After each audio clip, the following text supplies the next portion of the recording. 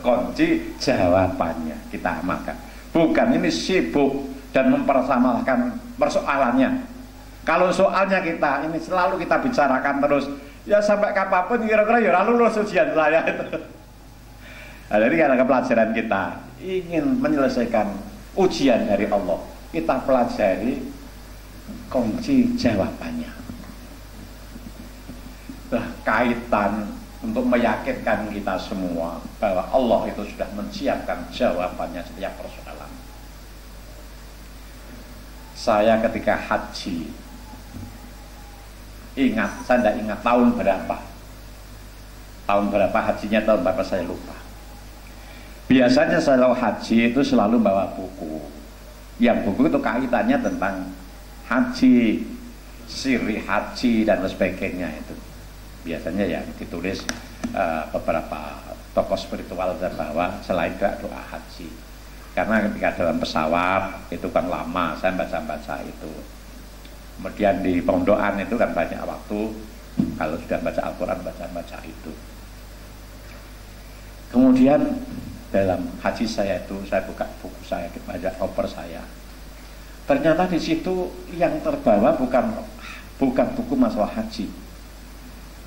Ternyata adalah kitab dahsyatnya Hasbunallah wa Ni'mal Wakil yang ditulis oleh Pak Ahmad Fatoni, yang disari dari kitabnya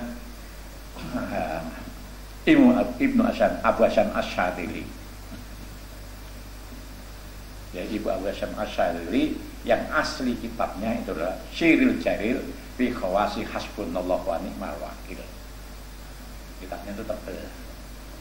Nanti kalau itu kita bahaslah di Nawawi ini kan, yang punya kitab luar biasa kan, yaitu kitab Syiril Jaril yang membahas tentang kehebatan Hasbunallah wa Ni'mal Wakil. Karena yang ada itu, maka saya bacalah kitab itu. Di antara isinya adalah salah satu hadis, kalau kamu sekalian menghadapi masalah besar, syai'un alim, faqulu hasbunallah wa ni'mal wakil. Dan di situ dimulai ya, cara bacanya itu adalah, cara bacanya itu harus punya wudu, surat hajat, meskipun tidak punya hadas. Ini yang saya termasuk ilmu baru. Enggak punya hadas dikon wudu. Karena apa? Di balik wudu itu ada sesuatu yang luar biasa. Tidak hanya untuk membersihkan hadas kecil atau hadas besar. Hadas kecil ya, hadas besar kan enggak. Dan itu yang saya rasakan kalau kita wudu. Perut kita sedang sakit itu. Itu kalau wudu itu bisa keluar gasnya bolak-balik. Jadi perutnya yang sakit, yang dibasuh mukanya. Ini logika kan tidak ketemu. Sehingga saya sering wudu itu sampai 3-4 kali. Terus karena saya kan ada gangguan perut ya, sehingga kadang-kadang ini sering buang gas dan tertahan. Habis wudu, perut ini lagi ingin mulus. Jadi tokno wudu mana? Wudu malah. Ya, kalau direnungkan, yang dibasuh muka, yang dibasuh tangan, kok yang efeknya di perut. Ini kan tidak ketemu akal. Dan di situ disyaratkan oleh Imam Hasan Asy'adili itu wudu lagi lah, sekalipun tidak punya hadas. Salah satu. Kemudian ini ketika saya sampai ke Madinah itu sudah ada masalah besar. Masalah besar. Nah, masalah besar kan sudah diberi kunci. Saya di pesawat kok baca ini. Lalu yang ngatur buku ini siapa? Ini kan makin meyakinkan kita bahwa kita ini adalah sudah disiapkan kunci jawabannya terhadap masalah. Saya baca terus sesuai dengan tuntunannya itu. Tuntunannya nanti satu yang ada datang kita bahas lagi tuntunannya biar matang semua, biar mantap semua. Baca. Akhirnya masalah itu selesai. Kemudian ketika di Arafah wukuf. Ada masalah besar lagi menurut saya. Karena kalau di Arafah itu saya pulang pergi tidak masalah besar lagi. Tak baca lagi itu. Alhamdulillah semua urusan itu selesai, masalah besar. Ini yang bikin pelajaran kita adalah bahwa Allah itu sudah menciptakan jawaban kita ketika Allah itu menguji.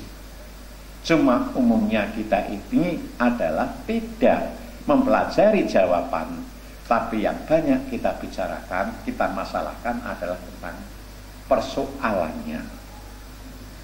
Ini Pak, yang kita kita ingat-ingat lagi bahwa Allah sudah menyiapkan jawaban dalam setiap persoalan. Tapi kelemahan kita ini adalah mempermasalahkan permasalahan, tidak mempelajari tentang, apalagi mengamalkan tentang jawaban persoalan. Lah setelah itu baru saya ijazahkan, karena saya merasa tidak kurang afdol kalau hanya dari buku. Tapi sebelum ijazah sudah saya amalkan, karena di situ disebut ijazah am. Ada beberapa yang ya, yang tentang Al-Quran itu boleh dibaca, wirid-wirid itu. Bahkan wirid itu tidak harus tahu artinya. Satu adalah Al-Quran, kedua adalah sholawat. Tapi yang lainnya harus tahu artinya. Jadi yang dua ini tahu maknanya dan tidak tahu maknanya tetap punya nilai yang sangat tinggi, tetap punya pahala. Ini wis kebablasan tengah jam Pak. Ya nanti dilanjut Jumat yang akan datang evaluasi kita ini. Mudah-mudahan Mas Amin tuh jenggelek. Oh gawe kandang joper kok gak barbar kok koyo ra mau duwike. Wallahu a'lam. Wassalamualaikum warahmatullahi wabarakatuh. Monggo Pak.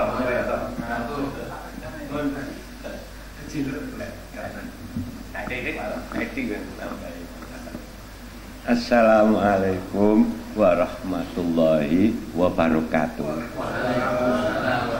A'udzu billahi minasyaitonir rajim.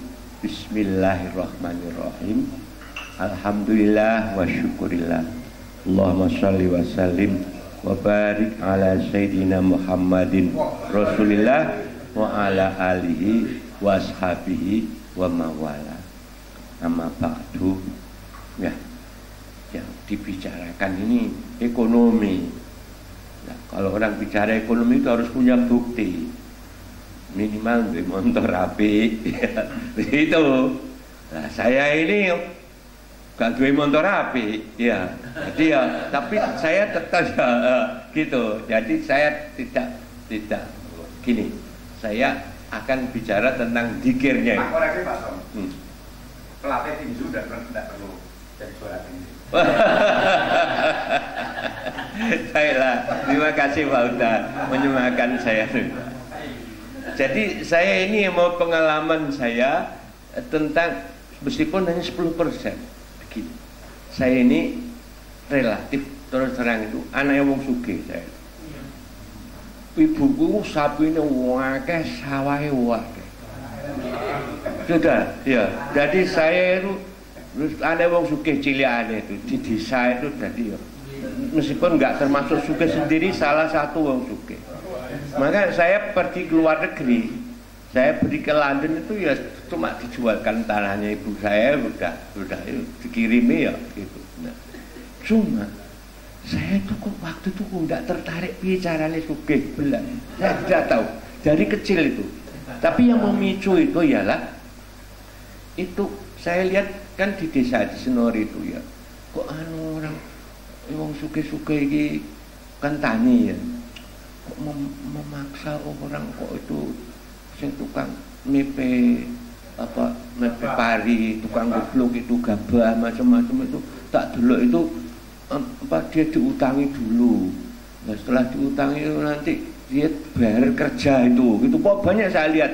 Padahal tuh ya itu ya Pak Kiai juga mau misanan saya Pak Kiai Gofur itu ya kiai dia wong anak wong sugih itu. Nah, kok jadi hatiku kok ini kok untuk kalau dapat uang kok maksa orang ini gitu. Tapi itu Mungkin itu hanya satu sudut, itu sebetulnya salah ya.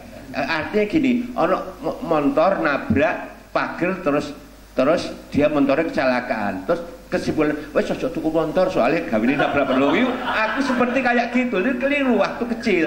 Tapi kesan kecil tuh enggak. Sama alhamdulillah saya mikir ya, saya sendiri disekolahkan sama ibu saya di Gontor. Kiai saya itu sama dengan persis bapaknya Pak Uda. Jadi kowe sing pinter tapi ojo dadi pegawai negeri, jadi uang wira swasta. Gitu.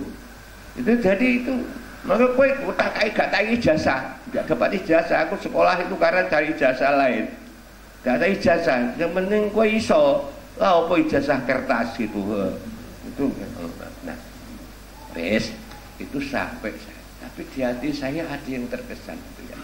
Bahwa sudah kecil itu, bahwa zikir itu powerful, cukup zikir itu gitu ya. Zikir dalam arti itu ya, meskipun saya cuma 10% lah, belum sampai sekarang masih belajar. Jadi apa-apa itu disandarkan Allah itu ya. Gitu. Wes. Nah, saya akhirnya sekolah keluar negeri pulang ya. Aku wis kerja di kedutaan Inggris ya. Suruh pulang ibuku. Setelah pengalamannya Pak Uda bisa banget ya. Suruh pulang ibuku soalnya tong lunga wis adoh gak to iku. Tong nang kawin ngono tak golekno iku bojo ngono. Saya itu sudah ndak enak karena saya pamit ibuku itu. Saya itu politik pamitnya, tapi sebetulnya ya biar hatiku ayem. Aku kalau bilang, Bu, aku mau keluar negeri, pasti tidak boleh. Lah kalau saya tidak boleh berangkat itu, saya kan melanggar ibu saya. Kan tidak boleh, aku itu yuk beli, tapi aku kalau ibuku itu gak boys gak tahu, ya gitu. Nah, akhirnya tak politiki. Jadi saya itu, jadi aku pamitku itu nggak lama gitu. Bu, apa ning London cuma 3 bulan, Bu, ngono. Gitu. Nah, ning atiku kalau kan ibu sudah boleh, ya wes sudah boleh, ya toh. Nah, meskipun saya di sana 5 tahun, ku jenenge rak bolor, duduk ya lain. Hukumnya bolor sama melawan, aku bolor. Ya, tadi tetap gak bagus lah. Karena aku sudah bolor itu, aku sudah merasa keliru sama ibuku, aku pulang aja sudah. Tapi aku masih tetap di hatiku, usuk gerak kalau itu. Nah nanti gimana? Akhirnya itu karena ibu saya itu kenal sama Mbak Dulur, masih dulur sama Mbak Bu Yayu itu. Itu dijodohkan gitu saya itu ya gitu. Ya gitu. Nah, akhirnya dijodohkan itu ya wes tak pakai bismillah. Aku ke rumahnya tak wanek-wanek no, ke rumahnya Bu Yayu, ibu bapake. Ini anu panjenengan mboten titip. Mboten titip. Kula badhe teng Malang. Dititipi wesel aku. Tak pasno malam Minggu ya. Lah malam Minggu kan wayahe kalau mahasiswa itu apel didulani lanang-lanang. Gak apa-apa aku kan duwe SIM dititipi. Aku rono, ketemu Bu Yayu. Ya, mungkin ada pacarnya. Ya aku menang bapak gak ero. Akhirnya saya bilang sama dia, yo kaget. Aku cari ibu bapakmu dikon kawin sampean. Aku gak kenal. Kuwamu nengai kaget dia ya. Gitu. Itu ceritanya. Tapi yang akan saya ceritakan itu kan ilustrasi. Ya, sampai itu akhirnya sudah saya di sini. Nah, aku waktu itu terus mengajar di Unsuri. Nah, ibu itu kan pintar bergawe. 1 bulan bisa dapat waktu itu tahun 85 2 juta dapat. Lah aku itu ngajar di Unsuri itu dapat uang 20.000. Aku izin ambil ibuku. Aku izin ambil gitu. Pulang ke Senori. Bu, wis kawin Bu, duit kok cuma 20.000. Aku gitu. Apa jari ibu saya? Nanti juga kalau jadi bapak ibu ya. Apa jari ibu saya? Saya enggak nyangka kalau jawabannya ibu saya. Wes akeh to wis apik iku. Wis mulih nang Tuban, ning Senori macul pirang dino iku muni ngono ya. Jadi nek macul pirang dino ning Senori wis akeh. Engko lak barokah gitu. Ya, jadi ya nah. Sekarang saya ceritakan. Bapak-bapak saya itu kan dulu sudah saya ceritakan. selama 8 tahun, ya, tahun 90 ya. Saya itu kepala sekolah, jawabannya saya ketahui ya sakit, tapi rokokku swidak ewu. Iku 8 tahun itu. Iya, tahun 10.000 Pak ya. Nah, tapi saya ingat, saya enggak riak ya, tapi aku ceritain. Jadi pengaruh dikir ingat Gusti Allah macam-macam. Ya Allah itu anak saya itu sekolah dengan baik. Ya. Saya nggak tahu dari mana. Ya sekolah betul punya anak 3 ya Pak. Enggak ceritakan. Jadi tadi nek sampean mau kok wis males gang bayi ya toh, diajak ya kangelan. Terus wis dikai bondo yo kok isa iku. Sudah nek diajak dikir itu gelemi.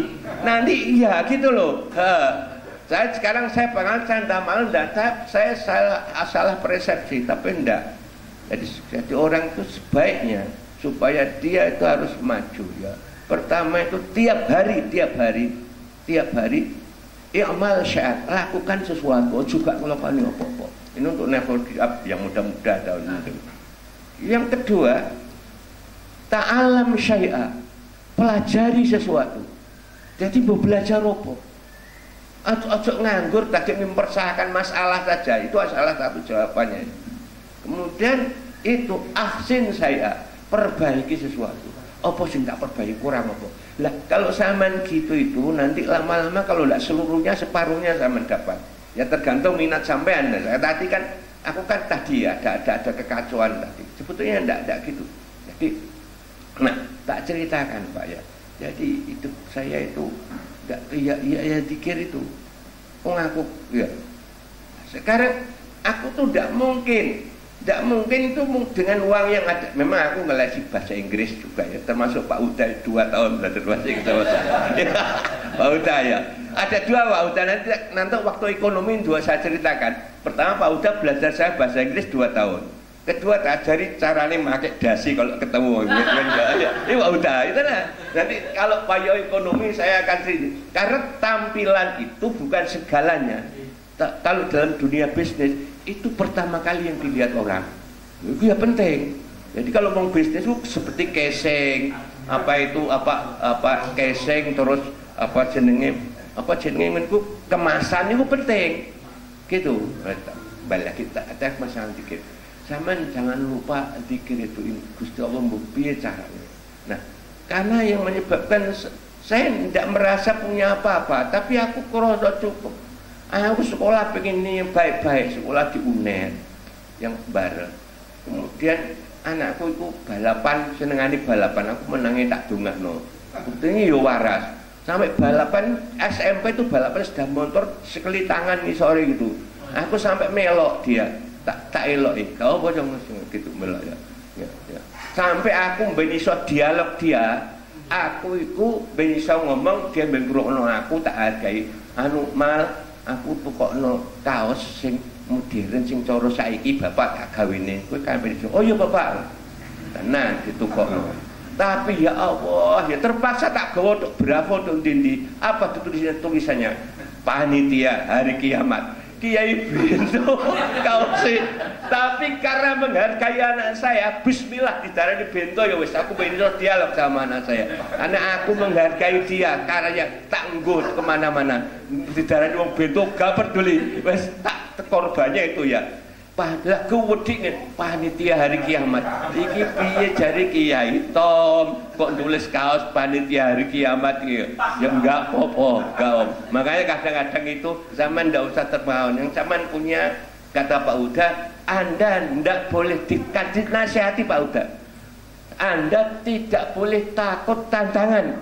Yang sampai takuti kalau tidak ada pertolongan. Tuh, kaitannya dikir. Banyak berpikir gitu. Akhirnya anak saya itu masuk di TS gak iso, tapi tak dongakno terus bisa pinter gawe kapal untuk Jerman, untuk mana-mana ya gitu. Sudah sampai Jepang. Nah, kemudian saya punya anak itu kan, oh ya saya ceritakan lagi.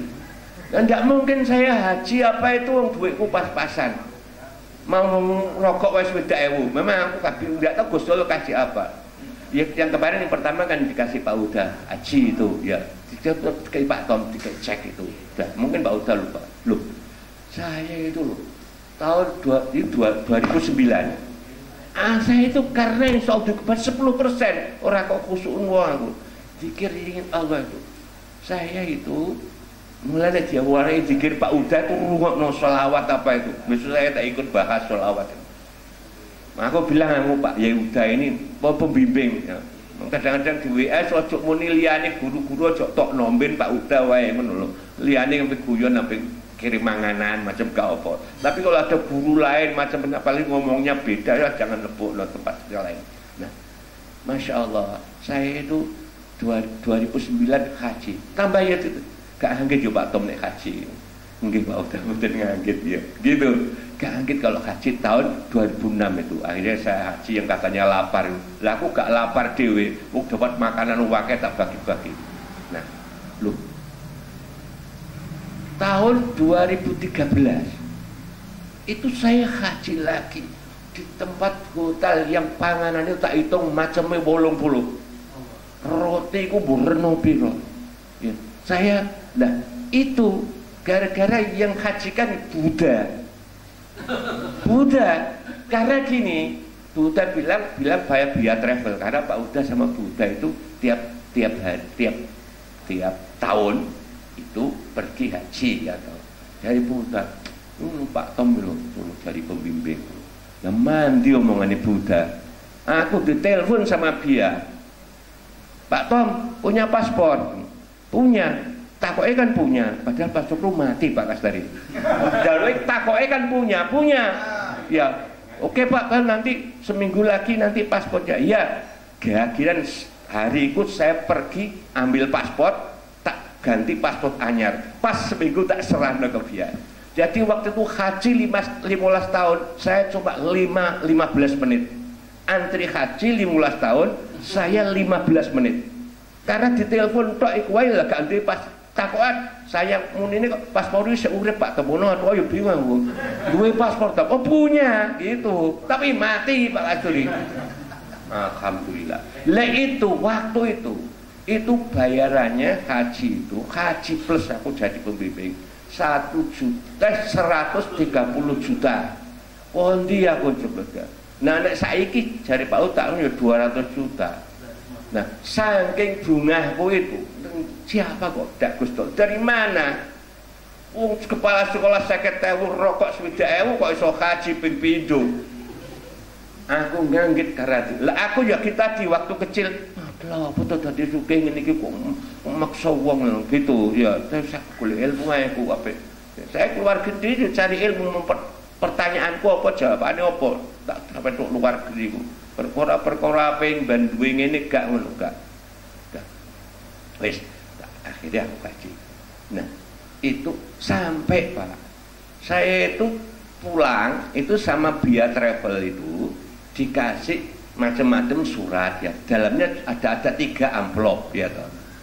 Tak dekek Pak Imam tak dekek nih gue sampai 4 bulan 3 bulan tak dekek tak pikir itu lah pada aku buka-buka salah satu amplopnya tuh jerone uang berupa dolar isek disangoni aku Mas orang ngerti saya bungae jare Pak Uto aku bayar saiki gelem kok aku orang ngerti saya bunga pas aku gak disangoni bareng disangoni udah pas itu tahun 2016 dolarnya kemunggah wakeh tak ijokno persis kanggo umroh cukup jadi aku umroh lagi iki sopo nek dikir aku ndi ora tau dikon gawe Pak Uto Pak kabeh dikeki sapi aku yo ora memang aku dikeki tambah mati ya Pak Mundir dikeki sapi aku yo ora gak njaluk aku gawe keliru ya wis aku tak liyane Pak Uda ya aku mau ditakoni Pak Uda aku gak muni aku meneng ae wis Pak Uda sudah tahu bahasa saya sudah paham aku sudah 20 tahun 30 lebih ya Pak Uda. Jadi bahasanya itu dah. Jadi kalau Pak Uda ngomong nanti kalau ada fotokopi kok nang gak digawa muni ngono ya. Itu maknanya itu jangan sampai hilang.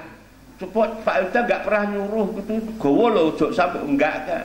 kata-kata gitu itu maknanya ya itu kan dulu dan itu aja cuma ya gak pak ya alus ya biasanya kalau ada terjemahan nanti enggak dibawa menurut ya itu bahasa Pak Ut itu sama maknanya aku ngerti maknanya mulai khusus kumpulan aku gitu maknanya cak skandal wis sampai ojo sampai hilang nek duwe iku kudu ngerti artine nek gak kecuali wis apal itu wis baliknya jadi itu tadi. Alhamdulillah. Loh, kemudian saya tanya lagi Buddha, anakku itu amin SMP, aku mulai SMP, Pak aku mau jadi dokter. Wah, yo apik dokter ku iso nulungi wong. Ning atiku, dokter kondi dari Buddha iku nek dari dokter ku nyiapno duit 1 miliar. Kondi 1 miliar. So apik. SMP nanti dari dokter tamat SD. SMP muni nek SMA sampai terus SMA sampailah di SMA tamat SMA. Memang secara fisik dia itu anak saya yang perempuan itu suka perlombaan menang gue macam-macam. Nah kebetulan waktu itu tahun 2003 adalah Pak Nuh itunya Pak Nuh wong NU ya, Pak. Jadi apik atine Pak Nuh wong pinter wong apik. Pak Nuh itu waktu jadi Menteri Pendidikan ngerubah di perguruan tinggi antara lain itu ada namanya uang kuliah namanya uang kuliah tunggal sama uang kuliah apa intinya uang kuliah keseluruhnya sakmene tapi kalau uang kuliah apa UKM apa itu lewat SPP wes lah tidak tahu dia daftarnya pakai sudah di UNER daftar anak saya lewat komputer pakai komputer lah mungkin di programnya tidak ada aku takoni bapak pekerjaannya apa karena soalnya kalau pekerjaannya itu kepala dinas sakmene bayare ngono lho bapak pekerjaan apa bapak pekerjaan guru ngaji ndok tulis tak tulis apa bapak ya tulis guru ngaji ditulis guru ngaji entah dari mana saya bilang sak tenani letter. Jadi urip sak tenani itu juga membawa bahagia. Ditulis guru ngaji. Ya Allah Pak Imam, gak muncul ora ono ning gone komputer program guru ngajiku. Jadi bayar piro gak metu anakku. Ya tok kono cek dokternya aku dredeg aku wis yo wis engko nek bayar akeh omahku tak dol, nggo sekolah ra dadi apa. Ya aku itu keputusan hidupku omahku tak dol ben anakku sekolah aku nggo ning ndi kok tuku omah cilik gak apa-apa utawa ning musala tak ngurupati masjid ngono ben anakku duwe ilmu ben sekolah ben dadi dokter nulungi wong ya gitu. Nah tapi sampai di sana aku dipanggil Pak ini biaya kuliah tunggal biaya kuliahnya itu 570 juta. Iya biayanya, itu artinya biaya keseluruhan selama 5 tahun. Terus apalagi isinya namanya istilahnya aku enggak tahu. Itu Pak 12 juta. Ya.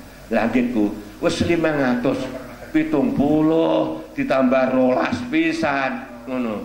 Piye iki? Nah, yang 570 juta itu ditanggung oleh apa? Oleh perguruan tinggi. Nah, kemudian yang uang kuliah apa tuh namanya Siti nanti SMP itu 12 juta Pak ya itu adalah dicicil tiap semester sak semester sak juta 250 Gusti Allah. Jadi sana saya itu sekolah aku gak usah sak miliar kemudian dia itu kalau sekolah SMA itu setiap bulan tak hitung itu bayar bayar 400.000 ya. Jadi kalau 10 bulan itu 4 juta. Lagi SPP sak bulan cuma 2,5 juta. Akeh SMA ambek. Nah, alhamdulillah. Nah, saya cerita ini pengalaman pribadi. Jadi kalau diajak di ikut lah ya. Saya ini enggak itu, gak iso bergawe aku kalau dalam artian saya tuh merasa aku ditulungi Gusti Allah. Saya pun karena nggak punya apa-apa kamu anakku akhirnya itu aku dikasih mobil ya jadi saya punya mobil itu enggak lah aku gak duwe aku ya dikasih anakku ya jadi ini memang orang beda-beda tapi itu karena ningatiku karena ya betul saya sudah lihat jam saya lihat ya habis itu selesai ya 6:30 kurang 5 menit Ya, setengah 7 kurang 5 menit. Saya punya waktu 5 menit untuk menceritakan ini karena tujuan akhir. Jangan lupa sampean zikir. Sampean lupa sampean zikir. Wah caranya. Tentang nanti sholawat toh mana nanti kita bicarakan. Ya, ini saya pengalaman hidup saya. Ya, jadi itu insya Allah. Jadi aku anak